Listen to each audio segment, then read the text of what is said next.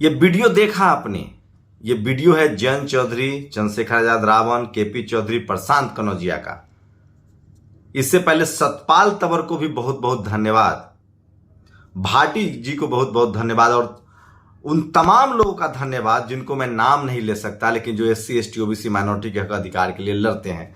दिलीप मंडल का धन्यवाद, सूरज बौद्ध का धन्यवाद, चंद्रशेखर रावण, जयंत चौधरी का बहुत बहुत धन्यवाद, द न्यूज वीक का धन्यवाद, तमाम मीना कोटवाल का धन्यवाद, तमाम SC ST OBC माइनॉरिटी के जो द मुकनायक हो, द वीक हो, द नेशनल दस्तक हो, दलित दस्तक हो, सब लोग का धन्यवाद। क्योंकि बहुजनों की यूनिटी ने एक सफलता पाई है। जितेंद्र मेघवाल की जो हत्या हुई थी, अगर आप नहीं बोलते तो आज 50 लाख रुपए और एक सरकारी नौकरी की बात तय नहीं होती।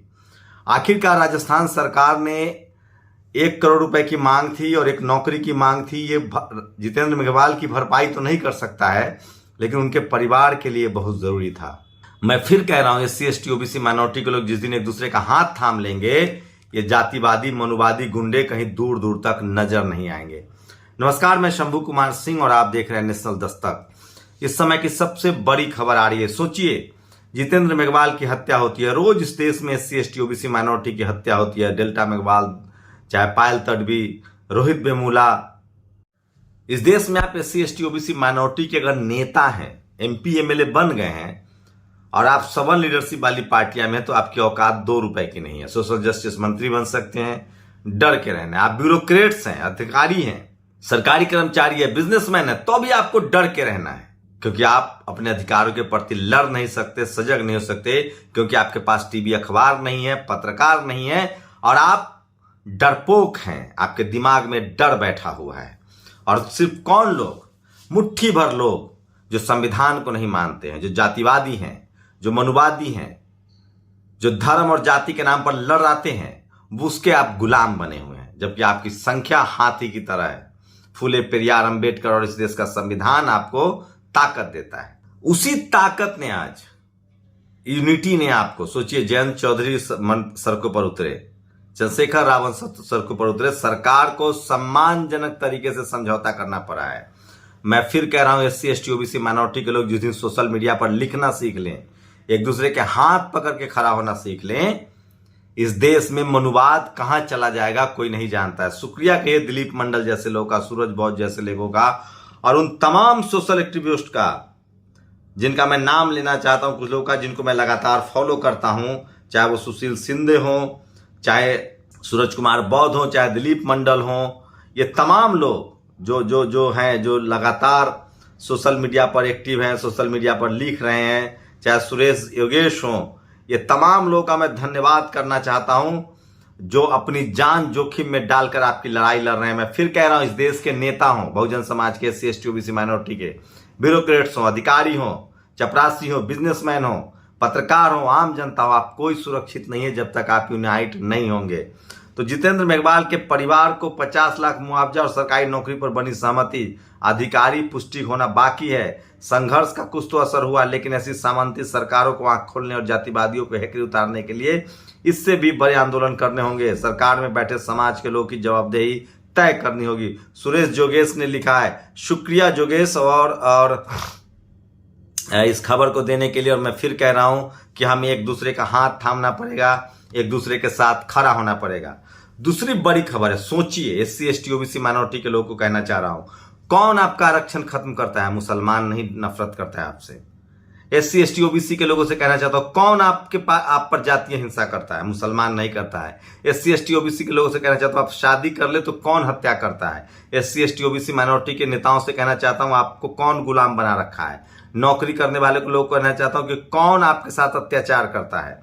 उसकी जाति पता कीजिए।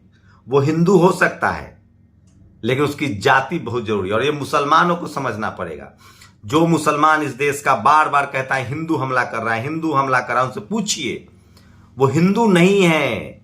वो हिंदू हो भी सकता है, लेकिन वो BJP RSS का समर्थक है। अखिलेश का समर्थक नहीं जाएगा, मायावती जी का समर्थक नहीं जाएगा, तेजस्वी यादव का समर्थक नहीं जाएगा, हेमंत सोरेन का समर्थक आदिवासी मूल निवासी नहीं जाएगा, कांग्रेस का भी हो सकता है समर्थक नहीं जाए। ये सब कुछ बीजेपी और आरएसएस के समर्थक करते हैं। इसलिए आप हिंदू बोलना छोड़िए, ये अपर कास्ट सवर्ण हिंदू हैं। इस देश में वही अपर कास्ट सवर्ण हिंदू SC ST OBC के अधिकार खा रहे हैं। सोचिए, जितेंद्र मेघवाल के खिलाफ राजस्थान में कौन लोग रैली प्रदर्शन कर रहे थे।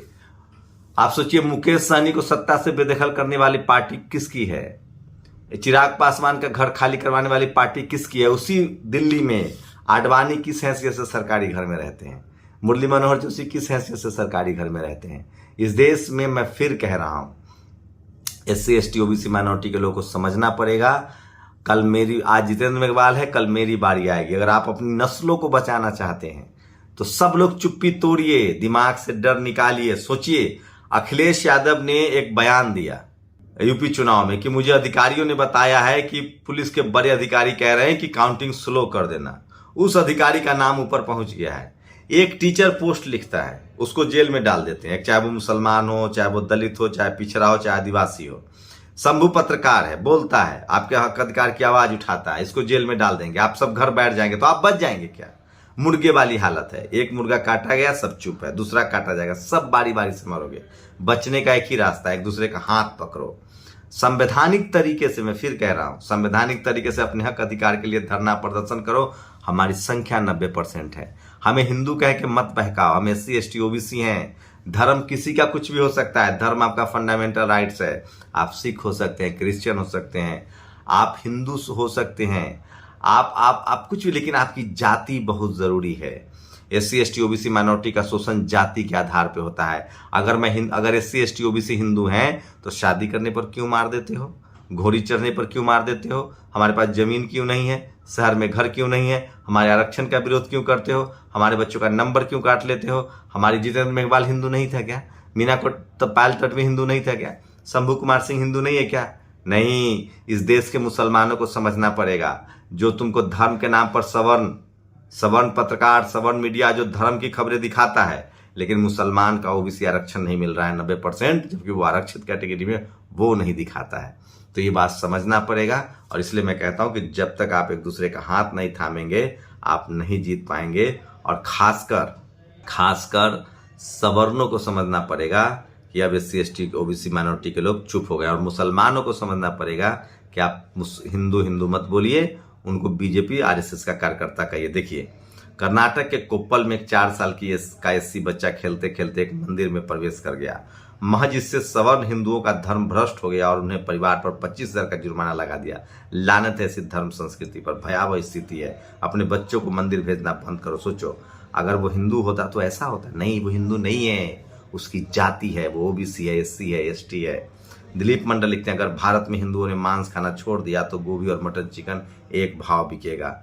ये झूठ मूठ करे। देखिए, आखिर उत्तर प्रदेश 8 मार्च को अखिलेश यादव द्वारा दिए गए बयान, मुख्यमंत्री के प्रमुख सचिव जगह जगह DM को फोन कर रहे हैं कि काउंटिंग स्लो की जाए जहां BJP हार रही है। यह जानकारी अखिलेश यादव को लखनऊ के सीमावर्ती जिले के कलेक्टर ने दी थी। शुभ नाम ऊपर पहुंच गया है।